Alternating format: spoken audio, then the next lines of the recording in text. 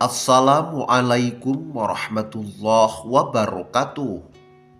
Asyhadu an la ilaha illallah wa asyhadu anna Muhammadan abduhu wa rasuluh. Pahala adalah tabungan rahasia yang diurus dan ditangani oleh Allah Subhanahu wa ta'ala. Itulah mengapa seseorang akan terjerumus dalam kenistaan dan kebinasaan di akhirat kelak akibat perbuatannya. Sebab itu, orang-orang yang pahala dan amalan kebaikannya lebih banyak daripada maksiatnya pasti akan dimuliakan dengan penyerahan buku catatan amalannya dengan tangan kanannya. Sebaliknya, mereka yang dosanya lebih besar pasti akan dihinakan dengan pemberian catatan amalan dari belakang atau di tangan kirinya. Setiap orang bisa memaksimalkan adanya pahala kebaikan, namun belum tentu pahala tersebut diterima oleh Allah Subhanahu wa ta'ala. Karena betapa banyak orang yang beramal kebaikan dan amalan-amalan solih, namun betapa banyak juga yang amalannya terhapus seketika karena adanya sebab dan problem yang masih terpatri dalam diri para pelakunya. Sahabat beriman yang dirahmati Allah Subhanahu wa ta'ala, apa saja di antara problem dan sebab yang bisa membuat sirna dan menghapus pahala kebaikan seorang muslim? Berikut penjelasannya. Yang pertama, murtad, keluar dari agama Islam. Wa may yartadid minkum an dinihi fayamus wa huwa kafir fa ulaika habitat a'maluhum fid dunya wal akhirah wa ulaika ashabun nar hum fiha khalidun. Artinya, barang siapa di antara kalian yang murtad dari agamanya kemudian mati dalam keadaan kafir, maka mereka itulah orang-orang yang terhapus amalannya di dunia dan akhirat, dan mereka itulah penghuni neraka.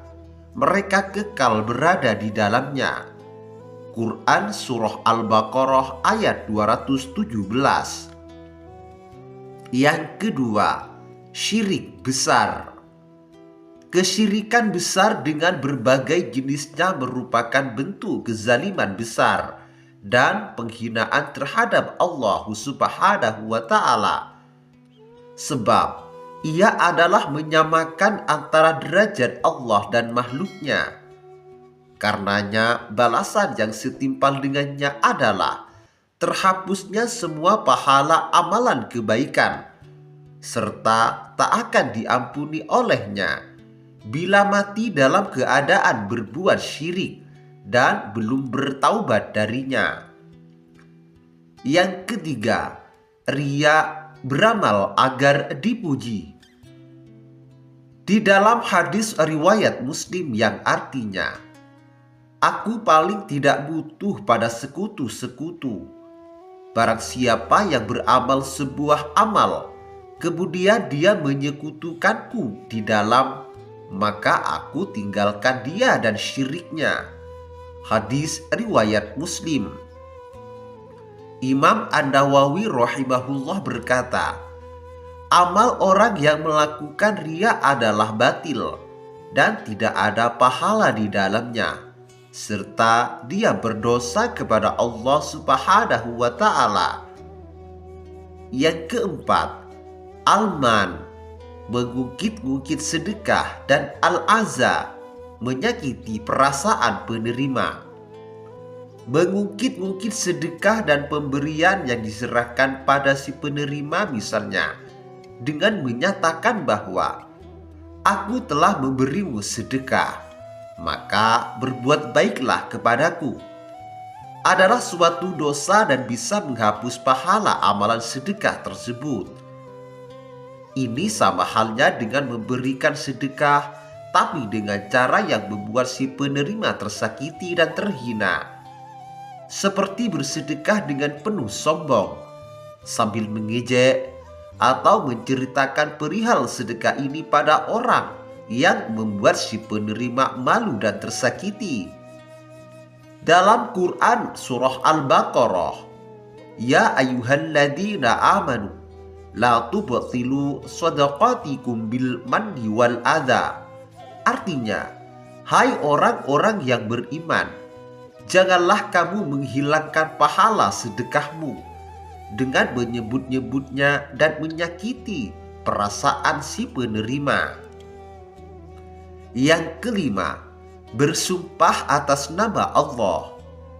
Ini merupakan salah satu bentuk ucapan tanpa ilmu, sebab ampunan Allah adalah perkara gaib, sehingga tidak bisa seseorang mengatasnamakan Allah dalam menyatakan hal tersebut.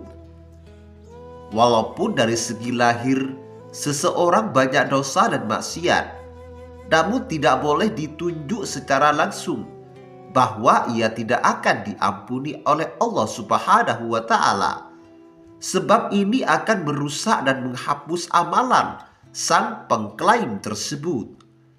Sebab boleh jadi suatu saat orang tersebut bertaubat atau Allah benar-benar mengampuninya. Yang keenam, beramal demi untuk mendapatkan ganjaran dunia.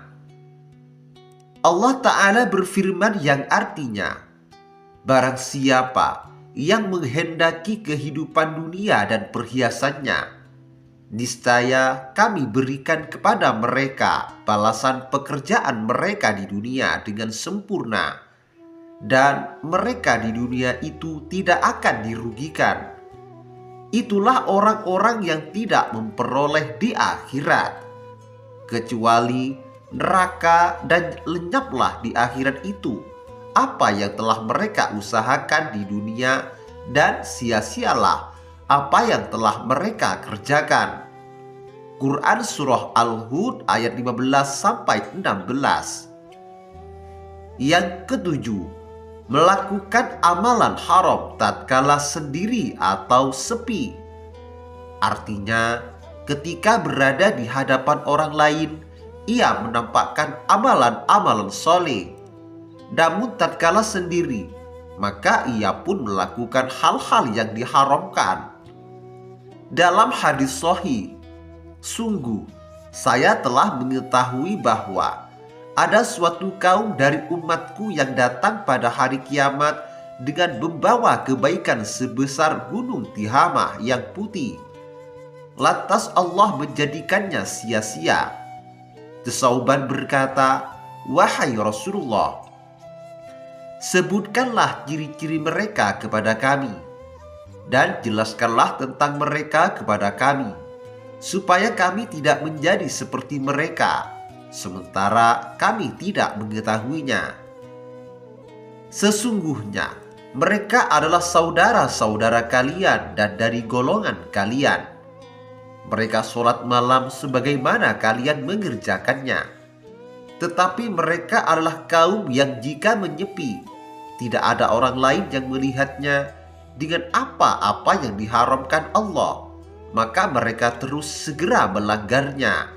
Hadis riwayat Ibnu Majah. Yang terakhir, memelihara anjing untuk tujuan selain anjing penjaga gembalaan, kebun, dan buruan. Barang siapa memelihara anjing, maka amalan solihah akan berkurang setiap harinya sebesar 1 qirot. 1 qirot adalah sebesar gunung Uhud. Selain anjing, untuk menjaga tanaman atau hewan ternak.